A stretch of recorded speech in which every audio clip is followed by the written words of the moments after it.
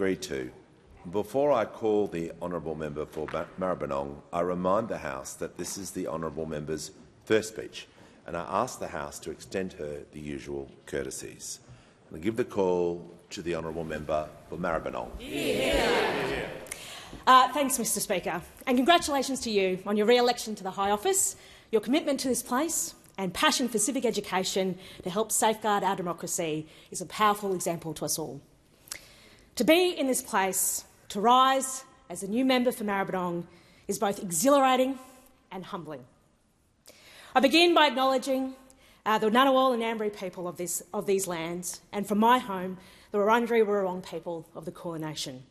I recognise their elders and I pay tribute to their care and continuous custodianship of this country. I'm deeply proud to live in a nation home to the oldest continuous culture on the planet.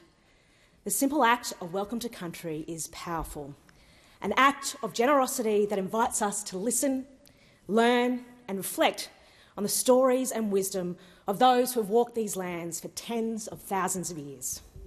And at its core, this act is about curiosity. And it's curiosity that leads us to ask the questions that matter. Why? Why not? Einstein once said curiosity has its own reason for existing. As a newly elected member of this place, I intend to bring that spirit of curiosity to everything I do. Ask questions, listen, seek answers, do what I can to help build a more inclusive, more productive and ultimately a kinder Australia. Mr Speaker, in the 119 years since the division of Maribyrnong was first created, I am only the 9th person to represent it, but the very first woman to do so. I am humbled by this unique and special privilege afforded to me by the voters of Maribyrnong and the Australian Labor Party. During the announcement of my candidacy at Goodstart Early Learning in Moonee Ponds, I had the distinct honour of being flanked by both the current and former leaders of our party, two giants of modern Labor. They gently reminded me of this fact as we prepared for the upcoming media conference, really setting me straight and putting me in my place, making sure I truly enjoyed the magnitude of the moment and didn't lose sight of my role and my responsibility in it. Very kind. Mr Speaker, it is a delight to have a leader of our country who has promoted kindness as a virtue, who has singled it out as something that is a source of strength and a wellspring for change. I want to congratulate the Prime Minister on his resounding victory and unwavering commitment to Labor being a party that delivers real, meaningful and lasting change for all Australians. Over the years, the Prime Minister and I have both shared a deep belief in the transformative power of education. His leadership and determination to reform early learning is, in my view, both inspiring and historic. It will stand as one of the most enduring legacies. And, Prime Minister, I am so proud to stand at your side to help get this done. As the Prime Minister rightly said in his Light on the Hill address, Labor seeks office so we can use the power of the state to intervene to make a real difference to people's quality of life and access to opportunity. If we see a barrier to fairness, we are prepared to use the power of the state to make a difference. That light will never go dim as long as we continue using the levers of government with purpose, making bold choices, staying curious and relentlessly striving to build a better future for us all. And we see the light more clearly because in the Labor movement we stand on the shoulders of giants. And I want to recognise that I am following in the footsteps of one of those giants, the Honourable Bill Shorten. I don't underestimate the expectations that come with succeeding him, but I embrace them.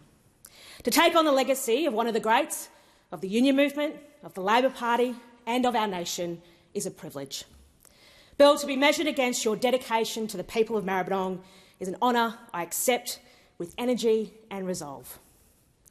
Mr Speaker, Maribyrnong's story is Australia's story. It has been home to the Wurundjeri Wurrung people for tens of thousands of years and who have gone on to welcome the many who have migrated here from all across the globe, including a strong Greek and Italian diaspora who have made an invaluable contribution to our community and Australian way of life. The electorate is home to the race that stops the nation and to the Kerrigans, their Fords, their Holdens, their Greyhounds and their Castle. It is a place that, in the immortal words of Lawrence Hamill QC, where a home is not built of bricks and mortar, but of love and of memories. During the campaign, I was welcomed into many homes across Maribyrnong. I door-knocked in every suburb and spoke with thousands of locals, like Len and Melva, who have lived on their street in Avondale Heights for 60 years, and Francesco, who has called Essendon home for almost as long, and Nina, who I met in Oak Park, proudly casting her first ever vote at 18. Community, kindness and curiosity are at the heart of Maribyrnong, and they shine through in the people who make it the place it is. From the Maltese Seniors Club in Airport West to the Italian Community Keilor Association to the Friends of Maribyrnong Valley who work tirelessly to protect and restore the Maribyrnong River and its valley parklands, from Kensington Neighbourhood House, which offers a lifeline to those doing it tough, to the incredible volunteers of Helping Hands. These groups are but a few of the many. Kindness and care is everywhere. And then there are the sporting clubs, footy, tennis, soccer, cricket, netball, you name it. On any given Saturday, you'll find a great game and even better community spirit at local fields right across the electorate, including, of course, at the iconic Windy Hill. Mr Speaker, there are some things we're born into and there are others we choose. My family and I, like the many thousand families before us, chose to make Melbourne our home. Whilst Queensland will forever be my state of origin, my husband Ravi and I have made Melbourne our home and our future, where we are raising our two wonderful daughters, Guinevere and Margot. Now looking back, there's almost a sense of inevitability about our making Melbourne, in particular near the northwest, our home. It was Melbourne, and specifically Keilor East, in the summer of 1985 that was Ravi's first experience of Australian life. Visiting from Fiji just prior to the Chandra family move to Australia, Ravi has fond memories of his summer trip to Melbourne, riding the tram, going to the Myers Christmas windows on Bourke Street, and enjoying the unique combination of opportunity, security and warmth that only Australia can provide. Like so many migrants before them and after them, the Chandras were curious about what life could be for them and their young children in the big, great unknown of Australia, and they grasped that opportunity with both hands, and I'm so grateful that they did. My story begins with my family. The oldest of four, my siblings and I had the very good fortune of being raised in a village of family members.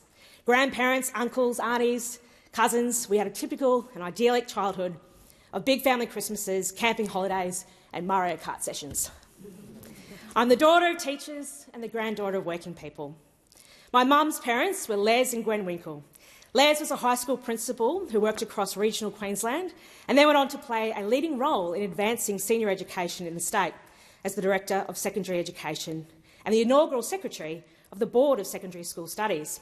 Gwen worked even harder, raising their four amazing children. Anne, who's in the gallery today, David, Evan and their youngest, my mum, Kathy.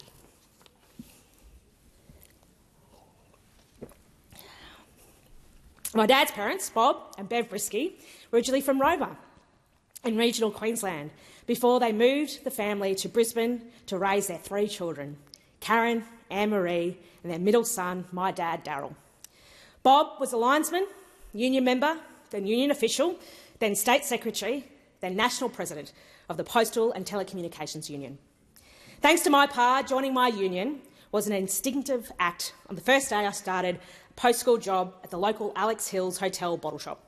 The Liquor, Hospitality and Miscellaneous Union, the MISOs, remains my union to this day, the now mighty United Workers Union.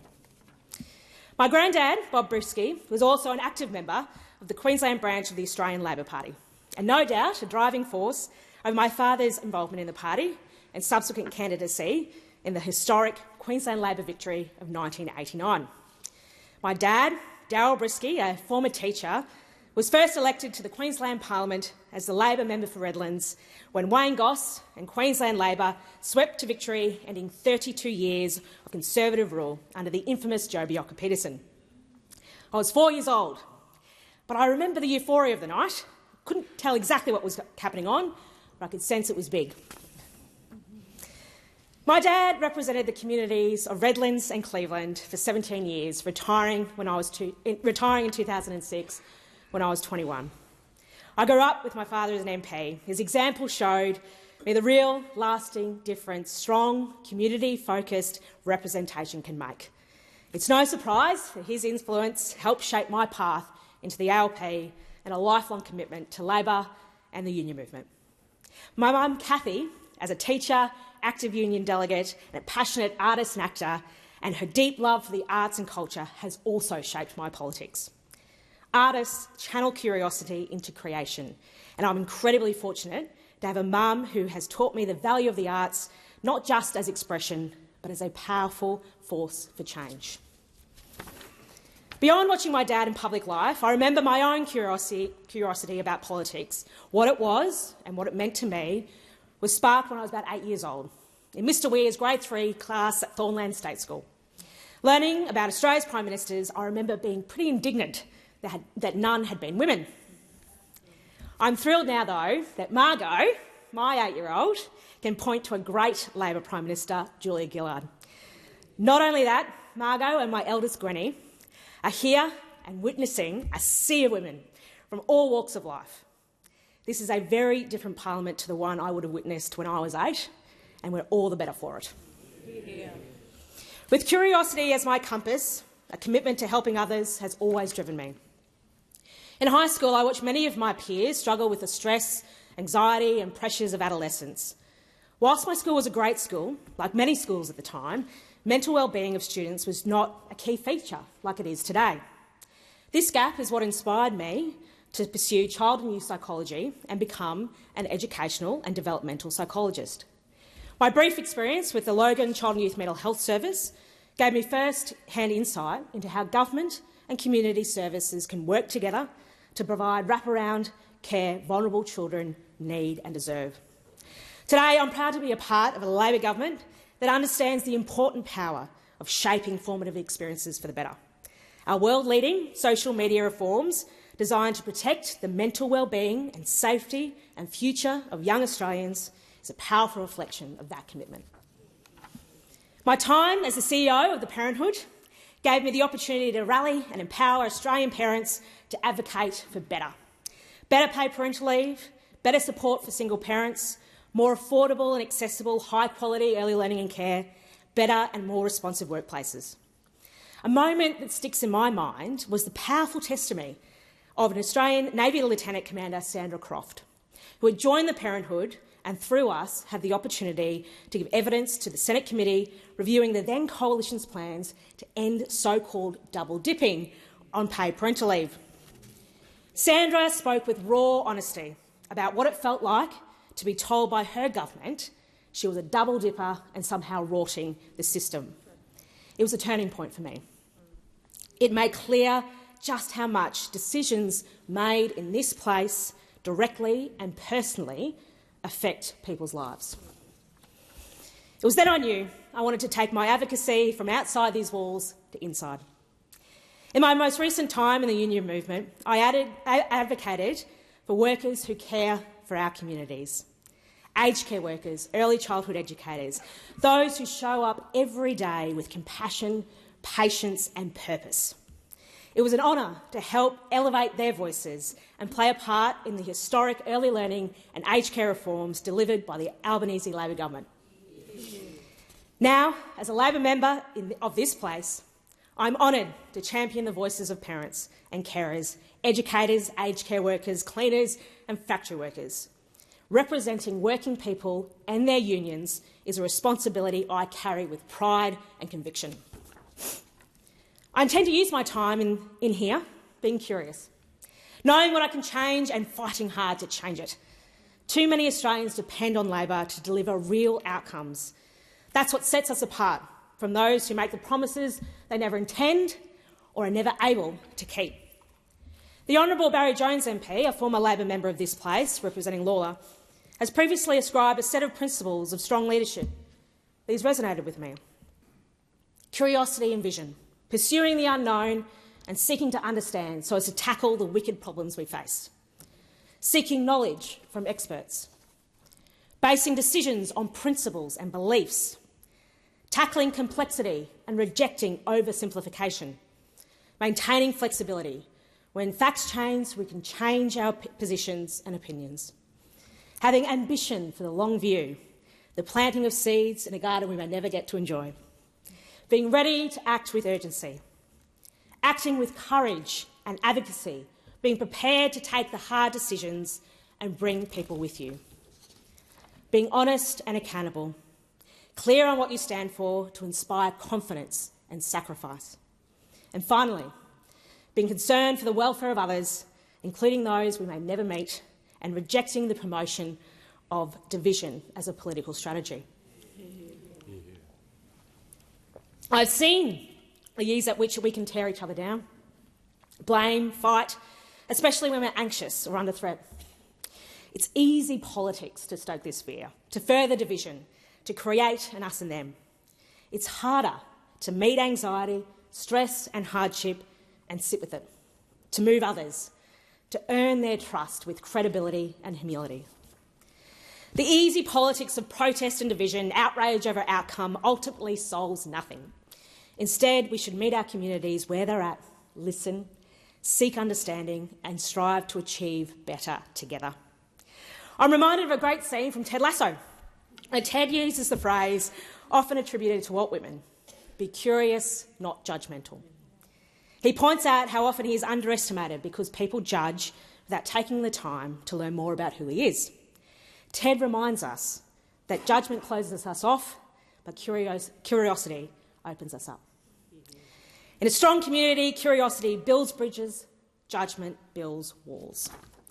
Prejudice thrives when judgment precedes curiosity, when we think we know the answer before we've even taken the time to ask the right questions.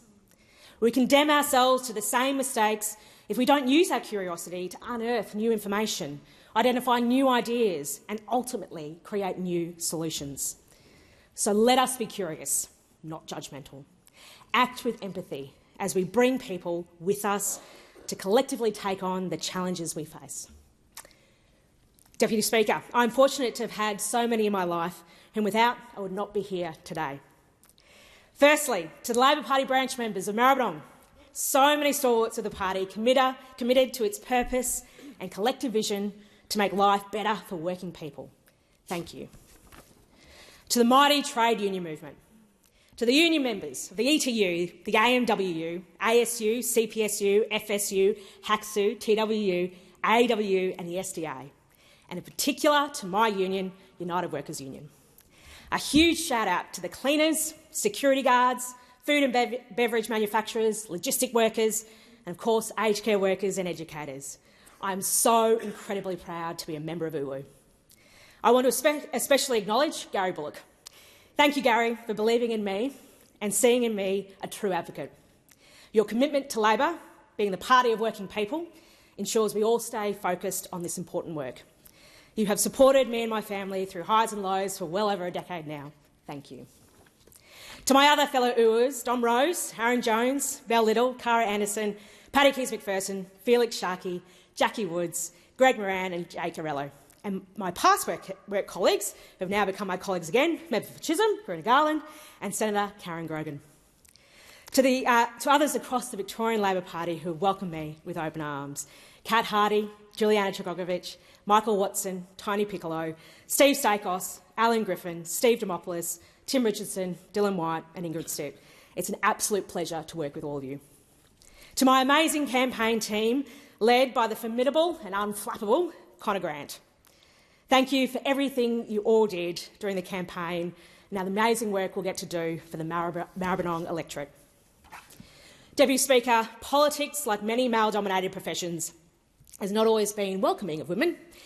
It still takes extra effort to break down both the real and perceived barriers to participation. That's why I want to acknowledge the role of Emily's List and thank them for their support. I also take this moment to recognise the incredible women who've encouraged me and inspired me to step forward and do this important work.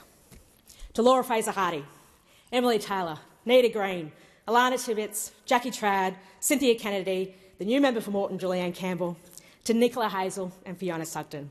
You're all contributing to making it just that bit easier for the young women who will succeed us, for our daughters and sons to enjoy a fairer and more inclusive future. To my old school friends and my new parent school friends, thank you for keeping me grounded by always being there to talk about everything besides politics. To the Farm State crew and our Wolf Pack. The Wolf Cubs were dutifully referenced during the first speech of the Honourable Minister Wells, and as such, I feel it incumbent of me to update the Hansard on some new additions to the pack. To Oshie and Dash, Tristan, Oscar, Milo and Margaret. These newest Cubs provide a wonderful comic relief and support to the OG Cubs Gwenny, Margot, Celeste, Maxon, Ariaman, Harriet and Maxwell. And last but no means least, my family. Firstly, to my in-laws, Vinesh and Ramilla, and Ranesh and Emily, and our newest family members, Luca and Bo. Ravi and I simply could not do this without your love and support. Thank you. To my siblings, Kathleen, Ali and Will, I know I can always count on you to keep me grounded and focused on what truly matters, and I'll always be able to beat you at Mario Kart. To Mum and Dad, Daryl and Kathy, thank you for everything, for always believing in me and supporting me. Thank you. And to my husband, Ravi. From the moment we met working in an electorate office, I think you may have known deep down this might have been on the cards for us. During the election, we celebrated 20 years of campaigning together. Very nice. I'm sure, like many members in this House can relate, we spent more time together in the car on election day than we had done during the duration of the campaign. Ravi, you are my everything. To have you by my side is such an incredible source of strength. It's our teamwork that really makes this whole dream work. This job will undoubtedly have a toll on us and our family, and I know I will always be able to count on you to steer our family through the tough and crazy times. Love you, Ravi Bear. And let me end on acknowledging the two most important people in my life, Gwenny and Margot. I'm here because of you and for you. This job has and will continue to pull me away from you, and sometimes at really important times. With every moment I spend with you, I'm inspired by your curiosity and moved by your kindness. I want you to know that I will use these values during every hour I spend away from you in this place to pursue the change that will lead us to a kinder, better Australia for you and for generations to come. I hope to make you proud. Thank you.